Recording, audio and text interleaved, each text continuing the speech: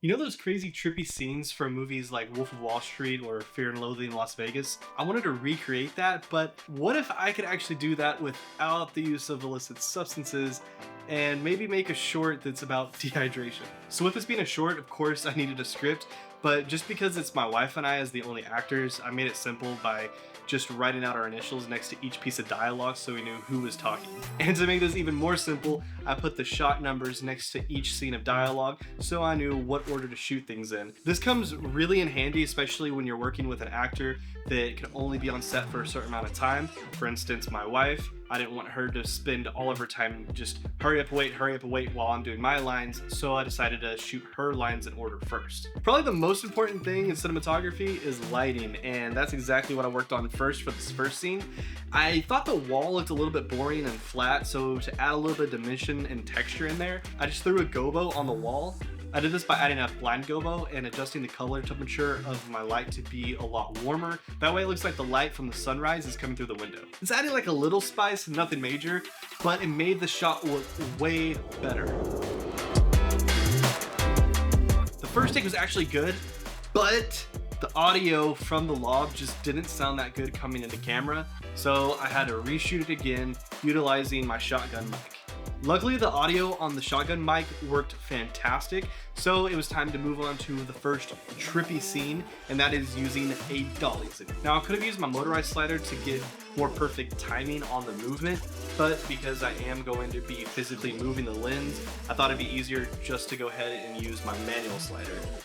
So all I had to do was move the camera back while I zoomed in at the exact same time. The reason I love dolly zooms is because the subject can stay the same size while the background is being adjusted. So in this particular case, it feels like the whole room is caving in on her. Yeah, that's the one. That's the one? I likes that one. You likes it? Yeah, I likes it a lot. Alright. Problem is, my lens doesn't have a constant aperture, so the more I zoomed in, the darker the image was. Now, I could have got a constant aperture lens where the depth of field and overall exposure stays the same throughout every focal length you're zoomed into, but those can get expensive. So instead I decided to keyframe the exposure by going frame by frame in DaVinci. This took a while, but hey, the shot worked. This one is my favorite. I finally got to use my fisheye lens. I picked this guy up on AliExpress for like 75 bucks. It's a 7.5mm fisheye lens. It's pretty much not the typical circular fisheye that you're used to seeing. Instead, it's a full fisheye, which allows me to get right up in the subject's face. That way it gives that intense, uncomfortable feeling, and that's exactly what I wanted to get out of this scene.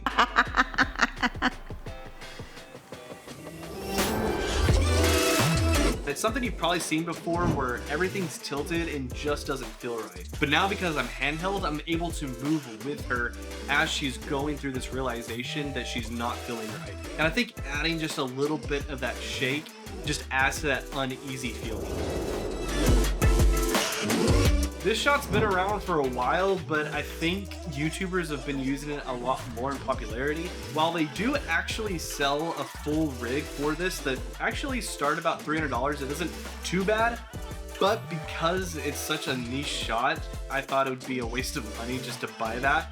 So I decided to go the cheap route and just use the tripod.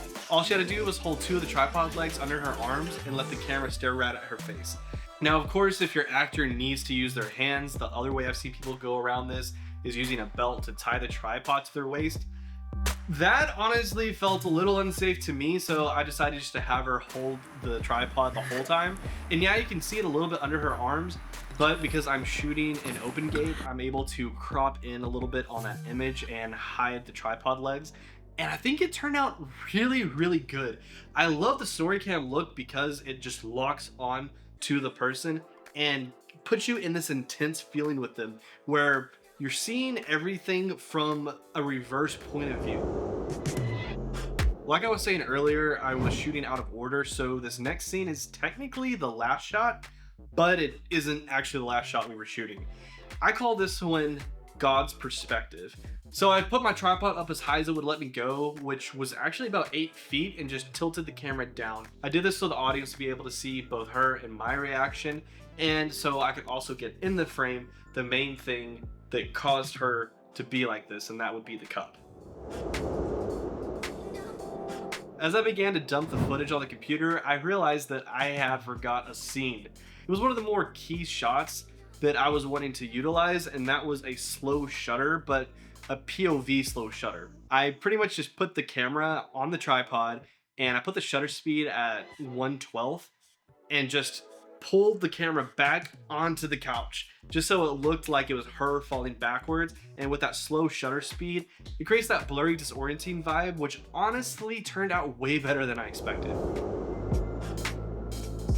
And that brings us on to day 2, which with this scene, I decided to use my tilt shift adapter. If you haven't seen my video made on it, you can check it out right here.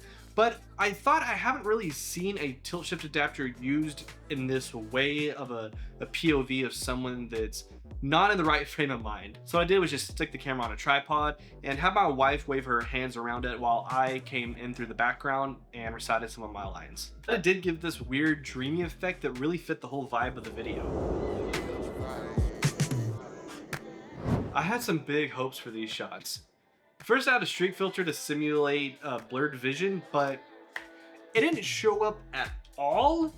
I don't know if it was because of the focal length of the lens I was using or just because I didn't have a lot of light blasted directly at the lens.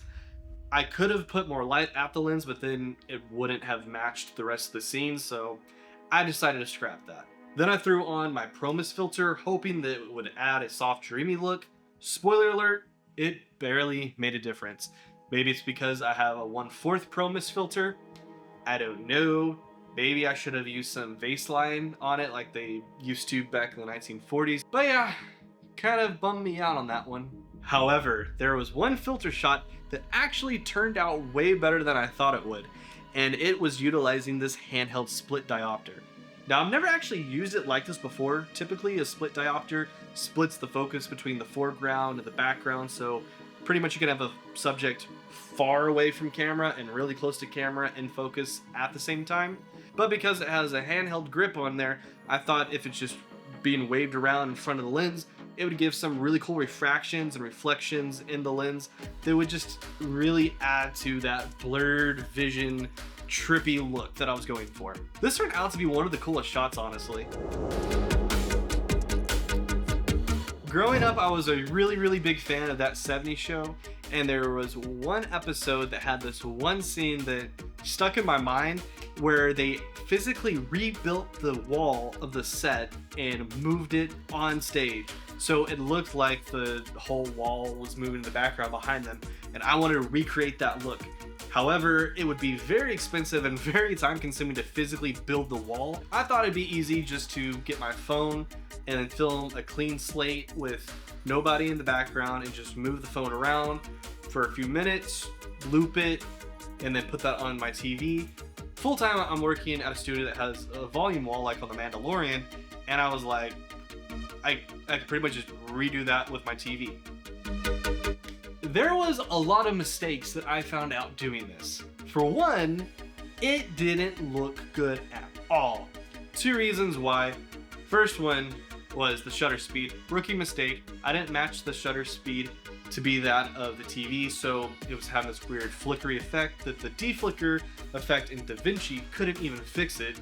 Also, the exposure was totally wrong, so the TV and myself didn't match up like it would in real life. So I decided to reshoot it again by adjusting the exposure on the TV and the shutter speed on the camera. And yeah, it doesn't pass. It doesn't look believable.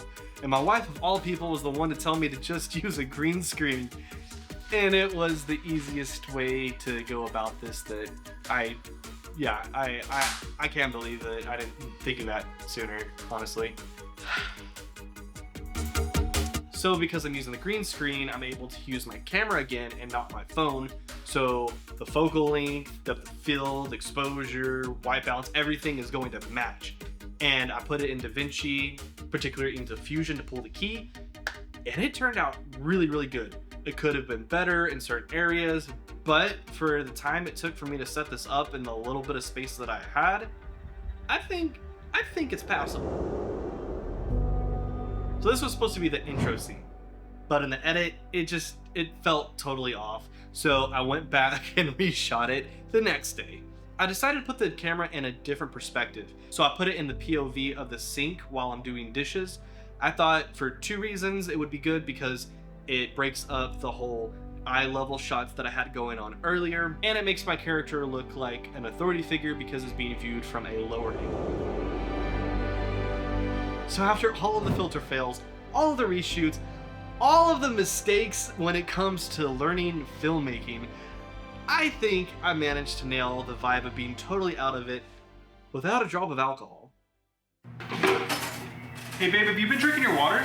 Of course, I've had like 7 glasses already. Good. You know I've been worried ever since that DMV incident. Yeah, definitely not doing that again. I'm so glad you've been keeping up on your hydration. I know you've been with those diet sodas, but you know, they're not that healthy, even though they have things.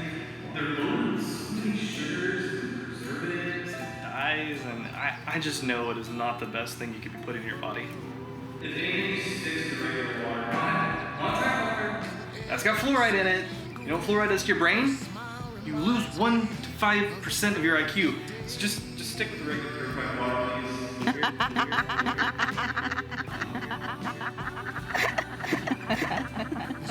Those juices were the worst for you.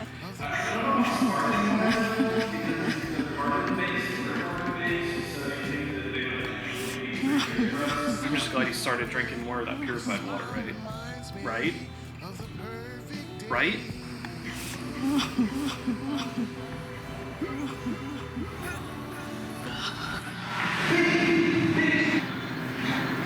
What the fuck?